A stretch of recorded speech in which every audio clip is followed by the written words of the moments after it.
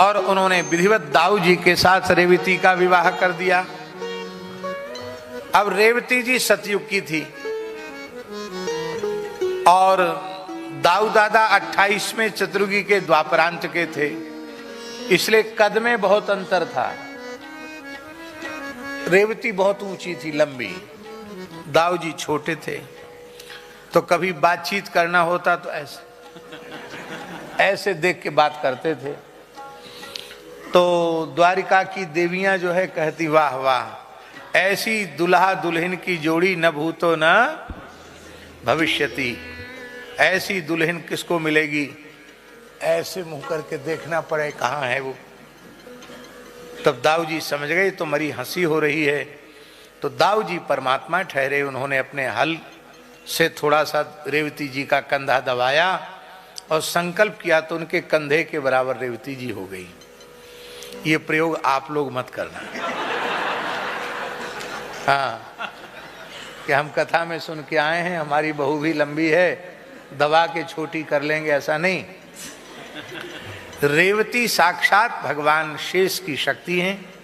जैसा शेष जी ने चाहा वैसा स्वरूप उन्होंने धारण कर लिया। ये तो इनकी लीला है। आज भी रेवती जी भगवान दाऊ जी के निकट निरंतर सेवा में रहती है। आपने देखा कहीं रेवती जी बिल्कुल बगल में खड़ी हैं? देखा नहीं देखा। रेवती जी अलग रहती है, दाऊ जी अकेले रहते हैं। दाऊ जी मर्यादा के विशेष देवता है। आप बलदेव जी गए हैं ब्रज में, दाऊ दादा के यहाँ दर्शन करने गए? बलदेव जी नहीं गए? अरे फिर क्या। दाऊ दयालु ब्रज के राजा, ब्रज के राजा तो दाऊ दादा है। वहां रेवती जी भीतर कोने में खड़ी है।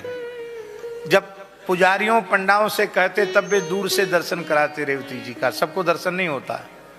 वहां एक दोहा लिखा हुआ है, दाऊ दाऊ सब कहे मैया कहे न कोई, दाऊ के दरबार में मैया कहे सोए।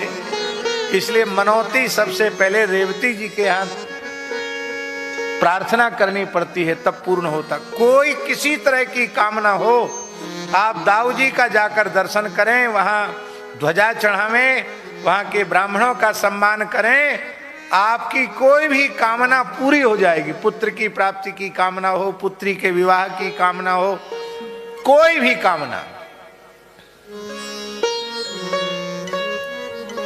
सब कामनाएं पूरी हो जाती। पारमार्थिक कामना हो तो वो भी पूरी हो जाती।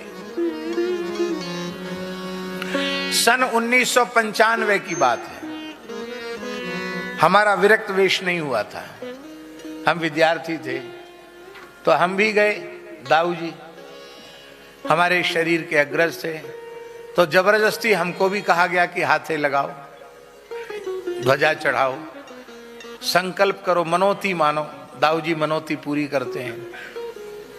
तो हमने भी मन ही मन मनोती मानी कि हमको लौट के घर न जाना पड़े, हमारा शीघ्रातिशीघ्र विरक्त वेश हो जाए और हमको ब्रजवास मिले। हैं? ये प्रार्थना हमने दाऊ जी से की। कब की प्रार्थना? भादों के महीने में। कब की? और कार्तिक पूर्णिमा को हमारा विरक्त वेश हो गया, हमको वृंदावन मिल गया। तो हम तो सोचते हैं कि हमको, हमारे को तो दाऊ दादा ने ही ब्रजवास दे दिया। बोलो दाऊ दादा की जय, रेवती रमण भगवान की जय। ये जो द्वारिका जहां बसी है ना, ये दाऊ जी के ससुर जी की दी हुई भूमि है। इसलिए द्वारिका के राजा भी दाऊ दादा ही हैं। भूमि जिसके नाम पर होती वही मालिक होता है। द्वारिका के ठाकुर जी के अग्रज तो है ही हैं, पर ये कुशध्वज कुशस्थली उसको दहेज में श्री दाऊ जी को दिया गया है। इसलिए दाऊ जी की भूमि पर द्वारिका का निर्माण हुआ है। बोलो दाऊ दादा की जय। देवर्षि नारद जी कुंडनपुर गए हैं। भीष्मक महाराज के यहाँ साक्षात भगवती महालक्ष्मी का ही रुक्मिणी के रूप में अवतार हुआ है। नारद जी का पूजन किया। नारद जी से कहा कुछ सुनाइए।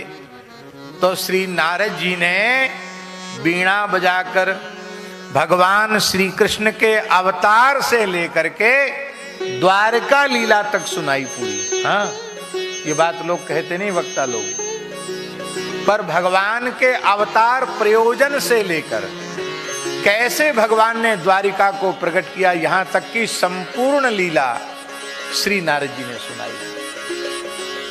और उस लीला का श्रवण करके रुक्मिणी जी ने निश्चय कर लिया कि मैंने अपना तन मन प्राण सर्वस्व द्वारिकाधीश भगवान श्री कृष्ण के चरणों में अर्पित कर दिया है, और अपनी मां को अपने हृदय का निश्चय बता दिया। मां बहुत प्रसन्न हुई, मेरी बेटी कितनी भाग्यशालिनी है, साक्षात परब्रह्म परमात्मा को पति रूप में पाने का निश्चय किया है। महारानी ने महाराज भीष्मक को बताया, पिताजी भी बड़े प्रसन्न हुए। भीष्मक के रुक्मिणी के और भाई थे, वो भी बड़े प्रसन्न हुए। पर रुक्मिणी जी का बड़ा भाई रुक्मी बहुत दुष्ट था, पूरा राक्षस था वो। आपके वो अकेला राक्षस कैसे था? उसकी दोस्ती कंस, शिशुपाल, दंतवक्त्र, जरासंध ऐसे लोगों से उसकी मित्रता थी। तो जैसा करे संग वैसा चढ़े रंग, जैसा पिए पानी वैसी भूले बानी, और जैसा खावे अन्न वैसा होवे मन। इसलिए दुष्ट व्यक्ति का संग कभी नहीं करना चाहिए। इसने कहा मैं बिल्कुल अपनी बहन का ब्याह द्वारकाधीश कृष्ण से नहीं होने दूंगा। वो भगोड़ा है, अपनी राजधानी मथुरा छोड़ करके हम लोगों के डर के मारे समुद्र में जाकर छिपा है। ऐसे कायर को हम अपनी बहन नहीं दे सकते। हम अपनी बहन देंगे शिशुपाल को। शिशुपाल वीर है। बहुत ध्यान से सुने जो बात हम कहने जा रहे हैं। भीष्मक महाराज कुछ बोल नहीं पाए। क्यों नहीं बोल पाए? क्योंकि उन्होंने युवराज और सेनापति दोनों पद रुक्मी को प्रदान कर दिए थे। ये युवराज भी है और सेनापति भी है।